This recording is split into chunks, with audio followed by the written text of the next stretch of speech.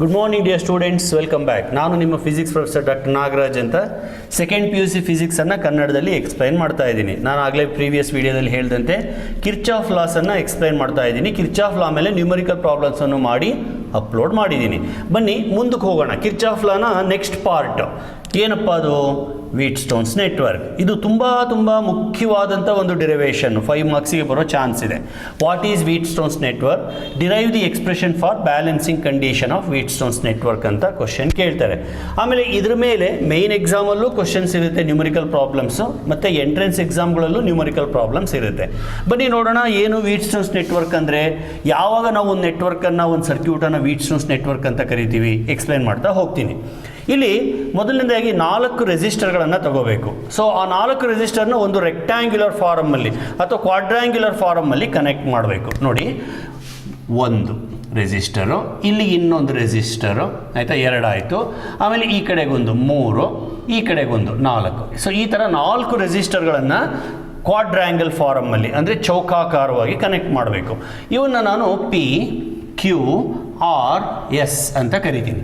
ಕೆಲವೊಮ್ಮೆ R1, R2, R3, R4 ಅಂತ ಕೂಡ ಕರೀತಾರೆ. ಆಯಿತಾ? ಈಗ ಇದೆರಡು ಡಯಾಗನಲಿ ಆಪೋಸಿಟ್ ಕಾರ್ನರ್ಸ್, ಈ ಎರಡು ಡಯಾಗನಲಿ ಆಪೋಸಿಟ್ ಕಾರ್ನರ್ಸ್. ಈ ಡಯಾಗನಲಿ ಆಪೋಸಿಟ್ ಕಾರ್ನರ್ಸ್ಗಳ ಮಧ್ಯದಲ್ಲಿ ಒಂದು ಗ್ಯಾಲ್ವನೋಮೀಟರ್ ಅಂತ ಡಿವೈಸ್ ಇರುತ್ತೆ, ಅದನ್ನು ಕನೆಕ್ಟ್ ಮಾಡ್ತೀವಿ. ಗ್ಯಾಲ್ವನೋಮೀಟರ್ ಅಂದರೆ ಏನು ಅಂತ ಮುಂದೆ ಬರೋ ಚಾಪ್ಟರ್ಗಳಲ್ಲಿ ನಾನು ವಿವರವಾಗಿ ಎಕ್ಸ್ಪ್ಲೈನ್ ಮಾಡ್ತೀನಿ. ಈಗ ಸದ್ಯಕ್ಕೆ ಇಷ್ಟು ತಿಳ್ಕೊಳ್ಳಿ. Galvanometer is a device which is used to measure the current or to detect the current. Current ಹರಿತಾ ಇದೆಯೋ ಇಲ್ವೋ ಅಂತ ನೋಡಲಿಕ್ಕೆ. ಕರೆಂಟ್ ಹರಿತಾ ಇದ್ದರೆ ಅದರಲ್ಲಿರೋ ಪಾಯಿಂಟ್ ಡಿಫ್ಲೆಕ್ಷನ್ ತೋರಿಸುತ್ತೆ, ಕರೆಂಟ್ ಇಲ್ಲ ಅಂದರೆ 0 ಹತ್ರ ನಿಂತ್ಕೊಂಡಿರುತ್ತೆ. ಆಯಿತಾ? So between 2 diagonally opposite corners one galvanometer is connected. Between remaining 2 diagonally opposite corners a battery is connected. If you want you can put plug key. So that's all. This is Wheatstone's network. ಇದನ್ನು ನಾವು Wheatstone's network ಅಂತ ಕರಿತೀವಿ. ಹಾಗಾದರೆ Wheatstone's network ಅನ್ನು define ಮಾಡೋದು ಹೇಗೆ? It is a combination of 4 resistors connected in the quadrangle form with 1 galvanometer between 2 diagonally opposite corners and a battery between remaining 2 diagonally opposite corners. So ಒಟ್ಟು 4 ಕಾರ್ನರ್ಗಳಿದ್ದಾವೆ. ಅದರಲ್ಲಿ ಇವೆರಡು ಡಯಾಗನಲಿ opposite, ಇವೆರಡು ಡಯಾಗನಲಿ ಆಪೋಸಿಟ್. ಸೊ ಇವೆರಡರ ಮಧ್ಯೆ galvanometer connect ಮಾಡಿದರೆ ಇವೆರಡರ ಮಧ್ಯೆ battery connect ಮಾಡಬೇಕು. ಆವಾಗ ಮಾತ್ರ ನಾವು ಅದನ್ನು ವೀಟ್ಸ್ಟೋನ್ಸ್ ನೆಟ್ವರ್ಕ್ ಅಂತ ಕರಿಬೋದು. ನೋಡಿ, ಬೈ ಚಾನ್ಸ್ ಈ ಥರ ರೆಸಿಸ್ಟರ್ಗಳು 1, 2, 3, 4 ರೆಸಿಸ್ಟರ್ಸ್ ಇದೆಯಾ? ಕ್ವಾಡ್ರ್ಯಾಂಗಲ್ ಫಾರಮಲ್ಲಿ ಇದೆಯಾ? ಸರಿ ಇದೆ. ಇಲ್ಲಿ ಗ್ಯಾಲ್ವನೋಮೀಟರ್ ಕನೆಕ್ಟ್ ಮಾಡ್ತೀನಿ. ಸೊ ಕನೆಕ್ಟ್ ಮಾಡಿದೆ. So diagonally opposite corners. ಇಲ್ಲಿ ನಾನು ಬ್ಯಾಟರಿಯನ್ನು ಕನೆಕ್ಟ್ ಮಾಡ್ತೀನಿ. ಇದನ್ನು ನಾನು ವೀಟ್ಸ್ಟೋನ್ಸ್ ನೆಟ್ವರ್ಕ್ ಅಂತ ಕರಿಬಹುದಾ? ಇಲ್ಲ, ಕರೀಲಿಕ್ಕಾಗಲ್ಲ. ಯಾಕೆ? Battery is not connected between diagonally opposite corners, side ಕಾರ್ನರ್ಸಲ್ಲಿ ಕನೆಕ್ಟ್ ಆಗಿದೆ. Suppose instead of connecting the battery here, ಈ ಕಾರ್ನರ್ಗೆ ಕನೆಕ್ಟ್ ಮಾಡಿದೆ, ತಗೊಂಡೋಗಿ ಇಲ್ಲಿಗೆ ಕನೆಕ್ಟ್ ಮಾಡಿದರೆ ಡಯಾಗನಲಿ ಆಪೋಸಿಟ್ಗೆ ಕನೆಕ್ಟ್ ಆಗಿದೆ ಅಲ್ವಾ? Still it is not called Wheatstone's network. ಯಾಕೆ ಅಂದರೆ ಡೆಫಿನೇಷನ್ ಇರೋದು ಏನು? Between 2 corners 1 galvanometer, between remaining 2 corners battery. ಅಂದರೆ ಇಲ್ಲಿಗೆ ನಾನು ಡಯಾಗನಲಿ ಅಂತ ತಗೊಂಡ್ರು ಕೂಡ ಗ್ಯಾಲ್ವನೋಮೀಟರ್ ಆಲ್ರೆಡಿ ಕೂತಿದೆ, ಅಲ್ಲಿ ಬ್ಯಾಟ್ರಿಯನ್ನು ಕನೆಕ್ಟ್ ಮಾಡಿದರೆ ಅದು ವೀಟ್ಸ್ಟೋನ್ಸ್ ನೆಟ್ವರ್ಕ್ ಆಗೋದಿಲ್ಲ. ಸೊ ಇವೆರಡರ ಮಧ್ಯೆ ಕನೆಕ್ಟ್ ಮಾಡಬೇಕು. ಅಥವಾ ಇಲ್ಲಿ ನೀವು ಬ್ಯಾಟ್ರಿ ಕನೆಕ್ಟ್ ಮಾಡಿದರೆ galvanometer should not be connected here. ಇಲ್ಲಿರಬಾರ್ದು ಗ್ಯಾಲ್ವನೋಮೀಟರ್, ಈ ಕಾರ್ನರ್ಗಳ ಮಧ್ಯೆ ಇರಬಾರದು. ಎಲ್ಲಿರಬೇಕು? It should be connected between these 2 corners. ನಾವು I can call it as Wheatstone's network. I hope you got it. So Wheatstone's network ಅಂತ ಕರೆಯೋದು ಯಾವಾಗ? 3 ಕಂಡೀಷನ್ಸ್. ಮೊದಲನೇದಾಗಿ 4 ರೆಸಿಸ್ಟರ್ಗಳು ಚೌಕಾಕಾರವಾಗಿರಬೇಕು. ಎರಡನೇದಾಗಿ ಬಿಟ್ವೀನ್ 2 ಆಪೋಸಿಟ್ ಕಾರ್ನರ್ಸ್ ಗ್ಯಾಲ್ವನೋಮೀಟರ್ ಇರಬೇಕು. ಮೂರನೇದಾಗಿ ಬಿಟ್ವೀನ್ ರಿಮೈನಿಂಗ್ 2 ಕಾರ್ನರ್ಸ್ ಬ್ಯಾಟರಿ ಇರಬೇಕು.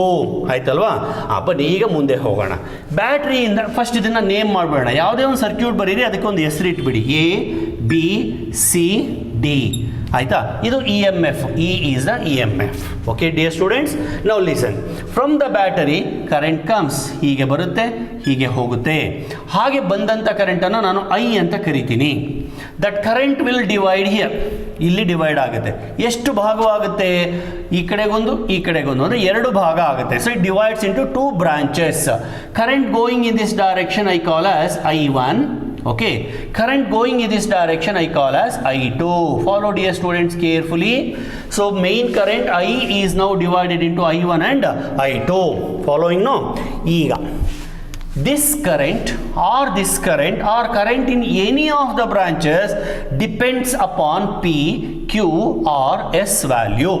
ನೋಡಿ I2 ಈ ಕಡೆ ಹೋಗ್ತಾ ಇದೆ. ನಮಗೆಲ್ಲ ಗೊತ್ತು ಓಮ್ಸ್ ಲಾ ಪ್ರಕಾರ I is equal to V divided by R ಅಂತ. If R increases, I decreases. If R decreases, I increases. ಇದು ಗೊತ್ತಿದೆ ಅಲ್ವಾ ನಮಗೆ? ಈಗ ನೋಡೋಣ, ಇಲ್ಲಿ ಬರೋಣ. ಸುಮ್ಮನೆ ಒಂದು ಎಕ್ಸಾಂಪಲ್ ಥರ ತಗೋತೀನಿ.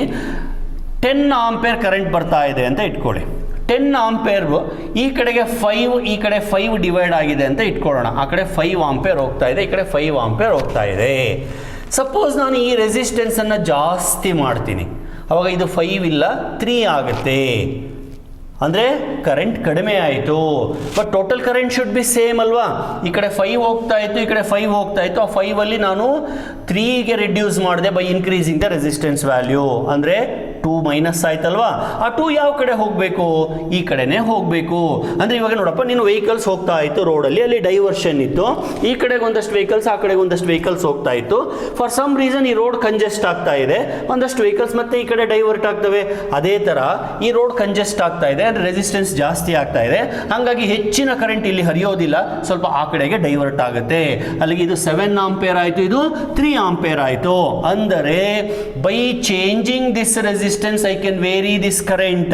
ನೋಡಿ, ನಾವು ಇಷ್ಟೊತ್ತು ಅಂದ್ಕೊಂಡಿದ್ದು if I change this resistance, this current will change ಅಂತ. ಕರೆಕ್ಟ್, ಈಗಲೂ ಅದು ಸತ್ಯನೇ. ಅದರ ಜೊತೆಗೆ ಈ ಕರೆಂಟ್ ಕೂಡ ವೇರಿ ಆಗುತ್ತೆ.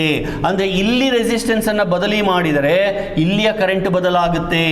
ಇದು ಎಲ್ಲ ರೆಸಿಸ್ಟರ್ಸ್ಗೂ ಅಪ್ಲೈ ಆಗುತ್ತೆ, not only for R and I1, it is for P and I2 also. ಒಂದು ವೇಳೆ ನಾನು P ಅನ್ನೇ ಜಾಸ್ತಿ ಮಾಡಿದೆ ಅಂದ್ಕೊಳ್ಳಿ, ಅವಾಗ I2 ಜಾಸ್ತಿ ಆಗುತ್ತೆ, ಆ ಕಡೆಗೆ ಹೋಗೋ ಕರೆಂಟ್ ಈ ಕಡೆ ಡೈವರ್ಟ್ ಆಗುತ್ತೆ. ಅರ್ಥ ಆಯ್ತಾ? ಅಂದರೆ ಈ ಬ್ರಾಂಚ್ಗಳಲ್ಲಿರ್ತಕ್ಕಂಥ ರೆಸಿಸ್ಟೆನ್ಸನ್ನು ನಾನು ಚೇಂಜ್ ಮಾಡ್ತಾ ಇಡೀ ಸರ್ಕ್ಯೂಟಲ್ಲಿ ಹರಿಯೋ ಕರೆಂಟನ್ನು ಬದಲಾಯಿಸಬಹುದು. I can change the current which is flowing in the network. So these resistors are called ratio arms. ratio resistors. By changing the values of P, Q or S, I can manipulate I1, I2 or I3 or I4 ಈ ಥರ ಬದಲಾಯಿಸ್ಬೋದು. ಬರೀ I1, I2ನೇ ಅಲ್ಲ, ಮುಂದೆ ನೋಡಪ್ಪ, ಈಗ I1 ಇಲ್ಲಿ ಬಂತಲ್ಲ, ಇಲ್ಲಿ ಡಿವೈಡ್ ಆಗಿ ಒಂದಷ್ಟು ಕರೆಂಟ್ ಹಿಂಗೆ ಹೋಗುತ್ತೆ, ಒಂದಷ್ಟು ಆ ಕಡೆ ಹೋಗುತ್ತೆ, ಇದು ಅಷ್ಟೇ, ಒಂದಷ್ಟು ಆ ಕಡೆ, ಒಂದಷ್ಟು ಈ ಕಡೆ, ಹೀಗೆ ಎಲ್ಲೆಲ್ಲಿ ದಾರಿ ಸಿಗುತ್ತೆ. ಈಗ ಈ ಹಳ್ಳಿನಲ್ಲಿ ಗದ್ದೆಗಳಲ್ಲಿ ನೀರು ಬಿಟ್ಟಾಗ ಎಲ್ಲೆಲ್ಲಿ ಜಾಗ ಸಿಗುತ್ತೋ ಆ ಕಡೆಗೆಲ್ಲ ನೀರು ಹರ್ಕೊಂಡು ಹೋಗುತ್ತಲ್ವ, ಹಾಗೆ ಕರೆಂಟ್ ಕೂಡ ಎಲ್ಲೆಲ್ಲಿ ಜಾಗ ಸಿಗುತ್ತೋ ಅಲ್ಲೆಲ್ಲ ಹರ್ಕೊಂಡು ಹೋಗುತ್ತೆ.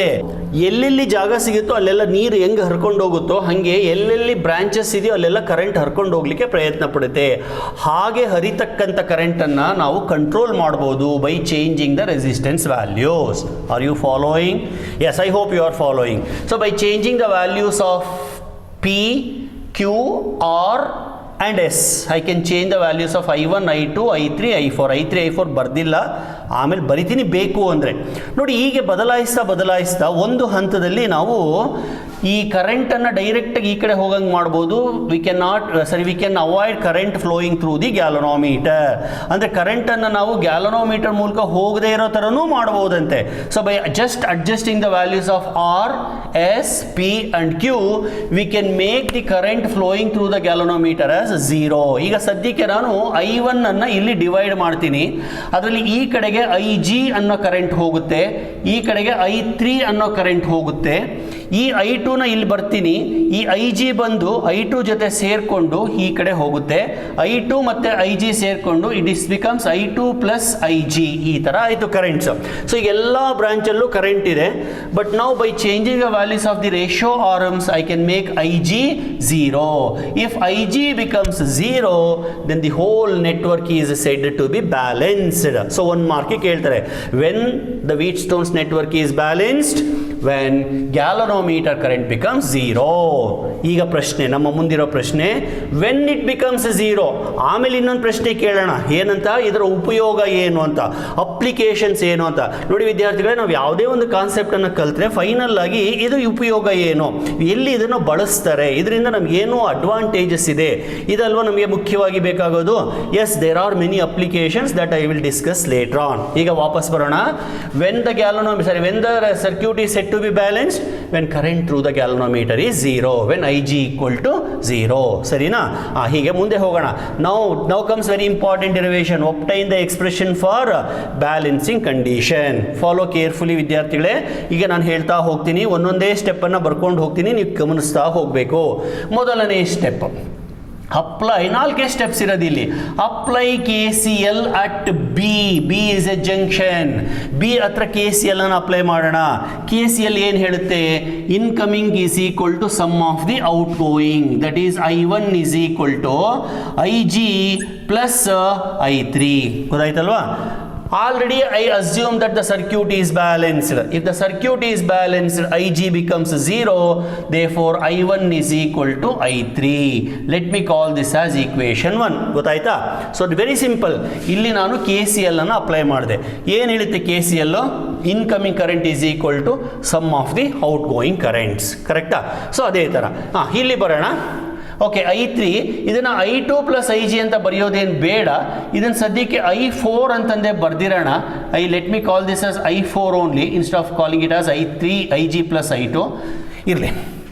Next coming to second step, apply KVL, KCL, ಇನ್ನು KCL at D, junction D ಹತ್ರ ಬರೆಯೋಣ. ಏನಾಗುತ್ತೆ? Incoming is equal to outgoing, that is I2 plus IG is equal to I4. Sum of the incoming is equal to sum of the outgoing. Anyway I assume that the circuit is balanced, so IG becomes 0, so I2 is therefore equal to I4. Call it as equation number 2. 2 equation ಅರ್ಥ ಆಯ್ತಲ್ವಾ? 2 step ಮುಗೀತು. ಈಗ 3ನೇ ಸ್ಟೆಪ್ಪಿಗೆ ಬರ್ತೀನಿ. 3ನೇ step ಏನಪ್ಪ ಅಂದರೆ apply KVL to what? ಯಾವುದಾದ್ರೂ ಒಂದು ಲೂಪಿಗೆ ಅಪ್ಲೈ ಮಾಡೋಣ. ನೋಡಿ, ನಾನು ಇಲ್ಲಿ ಲೂಪನ್ನು ಬರಿತೀನಿ. A B D A. Please identify this loop here. A B D A ಯಾವ ಥರ ಇದೆ? ಈ ಡೈರೆಕ್ಷನ್ ಇದೆ. A to B, B to D, D to A ಬಂದ್ವಿ ಅಲ್ವಾ? Yes, loop law. ಮೊದಲನೇದಾಗಿ ಲೂಪ್ ಲಾ ಅಪ್ಲೈ ಮಾಡಬೇಕಾದ್ರೆ ಆ ಲೂಪಿನಲ್ಲಿ ಯಾವುದಾದ್ರೂ ಬ್ಯಾಟರಿ ಇದೆಯಾ ಗಮನಿಸಬೇಕು. ಇಲ್ಲ ಅಂದರೆ ತೊಂದರೆ ಇಲ್ಲ, 0. ಆ ಲೂಪಿನಲ್ಲಿ ಯಾವುದಾದ್ರೂ ರೆಸಿಸ್ಟರ್ ಇದೆಯಾ ಗಮನಿಸಬೇಕು. ಇಲ್ಲ, ತೊಂದರೆ ಇಲ್ಲ, 0. ಆದರೆ ಈಗ ಈ ಲೂಪಿನಲ್ಲಿ ಬ್ಯಾಟರಿ ಇಲ್ಲ, ರೆಸಿಸ್ಟರ್ಗಳು ಇದ್ದಾವೆ. ಯಾವ್ಯಾವುದು? P ಅಂತ, G ಅಂತ, R ಅಂತ. ಸರ್, Gನ ನೀವು ಗ್ಯಾಲನೋಮೀಟರ್ ಅಂದ್ರಿ, ಅದೇಂಗೆ ಸರ್ ಅದು ರೆಸಿಸ್ಟರ್ ಆಗುತ್ತೆ ಅಂತ ಕೇಳ್ಬೋದು ವಿದ್ಯಾರ್ಥಿಗಳೇ. ಗ್ಯಾಲ್ವನೋಮೀಟರ್ನಲ್ಲೂ ಒಂದು ಸ್ವಲ್ಪ ರೆಸಿಸ್ಟೆನ್ಸ್ ಇರುತ್ತೆ. ಸೆಲ್ಲಿಗೆ ರೆಸಿಸ್ಟೆನ್ಸ್ ಇದೆ, ಇಂಟರ್ನಲ್ ರೆಸಿಸ್ಟೆನ್ಸ್ ಅಂದಮೇಲೆ ಗ್ಯಾಲನೋಮೀಟರ್ಗೆ ಇರಲೇಬೇಕಲ್ವಾ? Yes, it is there and that I take as G. ಸರಿ, ಸೆಲ್ ರೂಲ್ ಆಯಿತು. ಸರಿ, KVL ಅನ್ನು ಅಪ್ಲೈ ಮಾಡೋಣ. ಹೆಂಗೆ ನೋಡ್ರಪ್ಪ, ಹಿಂಗೆ ಹೋಗ್ತಾ ಇದ್ದೀರಾ, ಕರೆಂಟ್ ಹೋಗೋ ಡೈರೆಕ್ಷನ್ನಲ್ಲೇ ಹೋಗ್ತಾ ಇದ್ದೀರಾ. I1 into P, IR product I1 into P, ಅದು ಮೈನಸ್. ಯಾಕೆ? ಕರೆಂಟ್ ಹೋಗೋ ಡೈರೆಕ್ಷನಲ್ಲೇ ಇದೆ.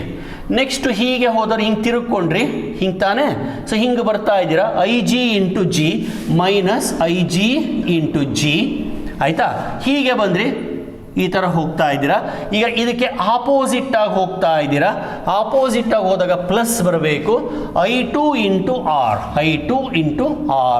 ಇದು IR ಪ್ರಾಡಕ್ಟ್ ಆಯಿತು. ಆ್ಯಂಡ್ EMF, ಬೈ ಚಾನ್ಸ್ ಇಲ್ಲಿ ಯಾವುದಾದ್ರೂ EMF ಇದ್ದಿದ್ರೆ ಆ EMF ವ್ಯಾಲ್ಯೂನ ನಾನು ಇಲ್ಲಿ ಬರೀತಾ ಇದ್ದೆ, ಯಾವುದು ಇಲ್ಲ. So sum of EMF and IR product is equal to 0. EMF and IR product is equal to 0. But ಯಾವ EMF ಇಲ್ಲದೆ ಇರೋದ್ರಿಂದ ಇದರ ಬರೆಯೋ ನೆಸೆಸಿಟಿ ಇಲ್ಲ. ಗೊತ್ತಾಗ್ತಿದೆಯಾ ನಿಮಗೆ? ರೂಲ್ ಚೆನ್ನಾಗಿ ಅರ್ಥ ಆಗಲಿ ಅಂತ ನಾನು ಹೇಳ್ತಾ ಇದ್ದೀನಿ. ಸೊ ಇಷ್ಟ ಆಯಿತು. ಈಗ ಬನ್ನಿ, ಐ ಜಿ ಈಕ್ವಲ್ ಟು 0 ಆಗಿರೋದ್ರಿಂದ this becomes minus I1P plus I2R equals 0 or I1P is equal to I2R. Call this as equation number 3. Minus sign ಆ ಕಡೆ ಹೋದರೆ ಪ್ಲಸ್ ಆಗುತ್ತೆ. ಆಯಿತಾ? 3 ಈಕ್ವೇಷನ್ ಬಂತು. ಇನ್ನು ಒಂದು ಸ್ಟೆಪ್ ಇದೆ, 4th ಸ್ಟೆಪ್. KVL ಅಪ್ಲೈ ಮಾಡೋಣ ಒನ್ಸ್ ಅಗೈನ್. ಎಲ್ಲಿಗೆ? To the loop. ಆ ಕಡೆ ಸೈಡಲ್ಲಿದೆ ನೋಡಿ ಲೂಪ್. ಬರೀತೀನಿ, B C D B, B C D B ಹಿಂಗೆ ಬರ್ತಾ ಇದ್ದೀರಾ. ಈ ಲೂಪಿಗೆ ಅಪ್ಲೈ ಮಾಡೋಣ. ಓಕೆ, ಬಿ ಟು ಸಿ ಹೋಗ್ತಾ ಇದ್ದೀರಾ ನೋಡಿ, ಬಿ ಟು ಸಿ ಹಿಂಗೆ ಹೋಗ್ತಾ ಇದ್ದೀರಾ. ನೀವು ಹೋಗೋ ಡೈರೆಕ್ಷನಲ್ಲೇ ಕರೆಂಟ್ ಇದೆ. So it is minus I3 into Q. Next ಹಿಂಗೆ ಬರ್ತಾ ಇದ್ದೀರಾ, ಕರೆಂಟಿಗೆ ವಿರುದ್ಧವಾಗಿ ಬರ್ತಾ ಇದ್ದೀರಾ, plus I4 into S.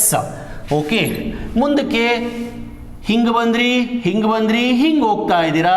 So ಈ ಕರೆಂಟಿಗೆ ವಿರುದ್ಧವಾಗಿ ಹೋಗ್ತಾ ಇದ್ದೀರಾ, plus IG into G equal to 0. Even here also there is no EMF. Actually ನಾನು ಕನೆಕ್ಟ್ ಮಾಡಿರೋ ಸೆಲ್ ಹೊರಗಡೆಗಿದೆ, ನಾನು ತಗೊಳ್ತಕ್ಕಂಥ ಲೂಪಿನಲ್ಲಿ ಇಲ್ಲ. ಲೂಪ್ನಲ್ಲಿ ಇಲ್ಲ ಅಂದಾಗ EMF ಅನ್ನು 0 ಬರೀಬಹುದು. ಓಕೆ ವಿದ್ಯಾರ್ಥಿಗಳೇ, ಸಿಂಪ್ಲಿಫೈ ಮಾಡಿಬಿಡ್ತೀನಿ, ಒಂದು ಸ್ಟೆಪ್ ಸ್ಕಿಪ್ ಮಾಡಿಬಿಡ್ತೀನಿ. IG 0 ಹಾಕ್ಬಿಟ್ಟು I3Q ಅನ್ನು ಆ ಕಡೆ ಕಳಿಸಿದ್ರೆ I3Q is equal to I4S. call it as equation number 4. ಗೊತ್ತಾಗ್ತಾ ಇದೆಯಾ? ಸೊ ಈಕ್ವೇಷನ್ ನಂಬರ್ 4 ಬಂತು. Okay, so I3Q is equal to I4S. I hope you followed first step, second step, third step, fourth step. First step ಅಲ್ಲಿ KCL apply ಮಾಡಿದೆ. Even in second also KCL, third and fourth KVL. ಈಗ equation 3 divided by equation 4 ಮಾಡಿ. Equation 3 divided by equation 4 ಮಾಡಿದರೆ LHS by LHS, I1P divided by I3Q is equal to I2R divided by I4S. ಗೊತ್ತಾಯ್ತಾ? LHS by LHS, RHS by RHS ಬರೆದಿದ್ದೀನಿ. ಈಗ ಸ್ವಲ್ಪ ಗಮನಿಸಿ, equation 1 ಅನ್ನು ನೋಡಿ. ಈಕ್ವೇಷನ್ 1 ಏನು ಹೇಳುತ್ತೆ ನಮಗೆ?